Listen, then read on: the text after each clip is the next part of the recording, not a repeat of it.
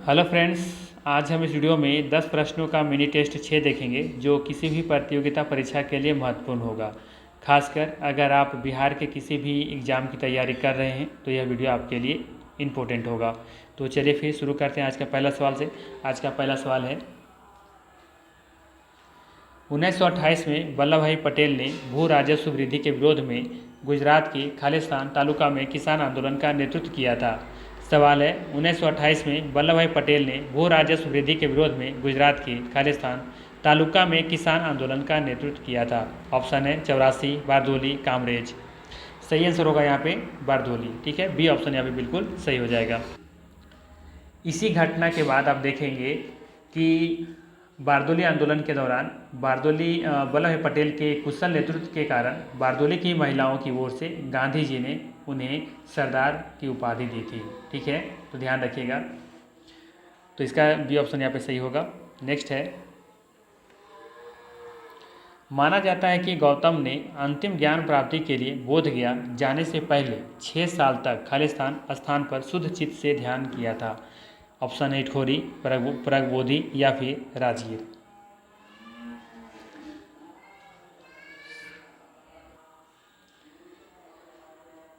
सही आंसर होगा। ध्यान दीजिएगा कि ऐसा माना जाता है कि गौतम जो है, जो जिसे बचपन का नाम सिद्धार्थ था, ने अंतिम ज्ञान प्राप्ति के लिए बोध गया जाने से पहले 6 साल तक प्राग बोधि में शुद्ध चीज से ध्यान किए थे। ठीक है, अर्थात यहाँ पे बी ऑप्शन बिल्कुल सही हो जाएगा।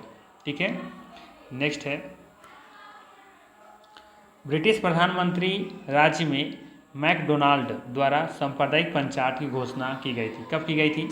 ब्रिटिश प्रधानमंत्री राज्य में मैकडोनाल्ड द्वारा सांप्रदायिक पंचायत की घोषणा की गई थी। कब की गई थी? अगस्त 1932 को, मई 1932 को या फिर अप्रैल 1929 को?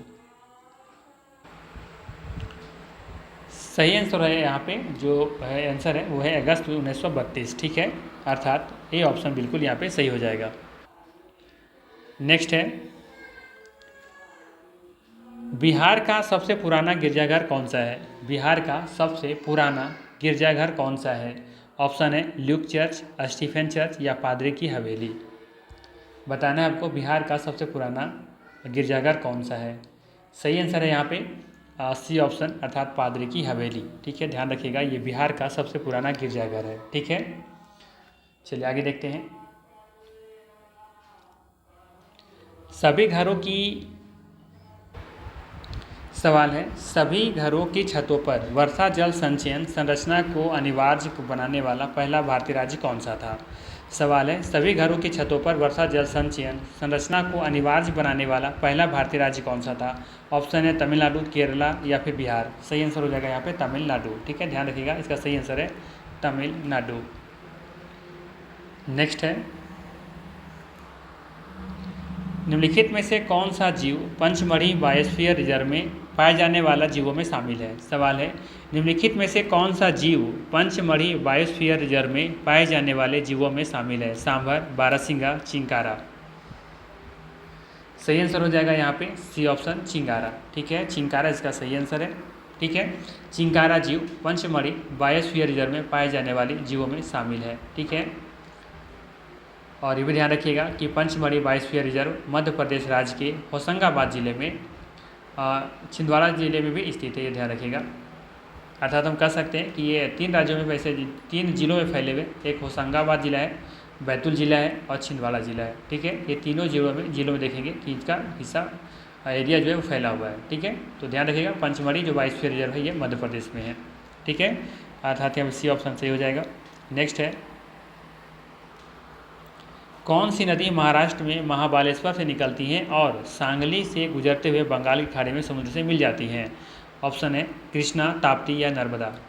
तो यहाँ पे देखेंगे, अगर ऑप्शन भी देखेंगे तो भी आप तो यहाँ पे क्रैक कर सकते हैं। जैसे कि नर्मदा नदी ये तो अरब सागर में गिरती है, ताप्ती का भी वही हाल है। ठीक है, कृष्णा एक ऐसी नदी है जो कि बंगाल की खाड़ी में गिरती है। ठीक है, तो सही आंसर हो जाएगा कृष्णा। ठीक है, कृष्णा नदी देखेंगे कि महाराष्ट्र में महाबालेश्वर से निकलती हैं और सांगली से गुजरते हुए बंगाल की खाड़ी में समुद्र से मिल जाती है। ठीक है, तो अर्थात यहाँ पे ए ऑप्शन बिल्कुल सही हो जाएगा। नेक्स्ट है, प्रवासी पक्षी दूर की यात्रा किस कारण से करते हैं? फिर से सुनिएगा। प्रवासी पक्षी दूर देश की यात्रा किस कारण से करते हैं? अपना निवास स्थान बदलने के लिए, जलवायु परिवर्तन की वजह से, या फिर अपने परिवार से मिलने के लिए। तो यहाँ पे देखेंगे कि जो सही आंसर है वो है जलवायु परिवर्तन। ठीक है, प्रवासी पक्षी दूर देशों की यात्रा जलवायु में हुए परिवर्तन के कारण से करते हैं। ठीक है, अर्थात यहाँ पे जो सही आंसर है वो बी ऑप्शन है। ठीक है, प्रवासी पक्षी दूर देश की यात्रा भोजन, आश्रय, जलवायु अनुकूलतम और प्रजनन की तलाश करने के लिए एक स्थान से दूसरे स्थान कह सकते हैं कि वो प्रवास कर जाते हैं। ठीक है, तो इसका सही आंसर हो जाएगा बी ऑप्शन। नेक्स्ट है सवाल है, धुआंधार जलप्रपात इनमें से किस नदी द्वारा निर्मित होता है? सवाल है, धुआंधार जलप्रपात इनमें से किस नदी के द्वारा निर्मित होता है? ताप्ती, महानदी या नर्मदा? सही आंसर होगा नर्मदा। ठीक है, नर्मदा जो है इसका सही आंसर है। ठीक है, और हम लोग जानते हैं कि नर्मदा नदी अमरकंटक से निकलती है और ये भ्रंश घाटी में बहती है। सतपुड़ा और विंध्या जो देख रहे हैं, जो रेंज है, इसी के बीच में होते हुए बहती है नर्मदा नदी। ठीक है, तो यहाँ पे सी ऑप्शन बिल्कुल सही हो जाएगा। और आज का अंतिम प्रश्न है, भारत के उष्णकटिबंधीय वनस्पति क्षेत्र में वार्षिक औसत तापमान की सीमा क्या है? 17 डिग्री सी से 24 डिग्री सी तक, या फिर 60 डिग्री से नीचे, या फिर 24 डिग्री सी से ऊपर? तो ध्यान दीजिएगा, भारत के उष्णकटिबंधीय वनस्पति क्षेत्र में वार्षिक औसत तापमान जो है वो 17 डिग्री से लेकर के 24 डिग्री के बीच में है, अर्थात ये ऑप्शन यहाँ पे बिल्कुल सही हो जाएगा। ठीक है, तो ये था मोस्ट इम्पोर्टेंट 10 MCQ। ठीक है, जो किसी भी एग्ज़ाम में पूछा जा सकता है।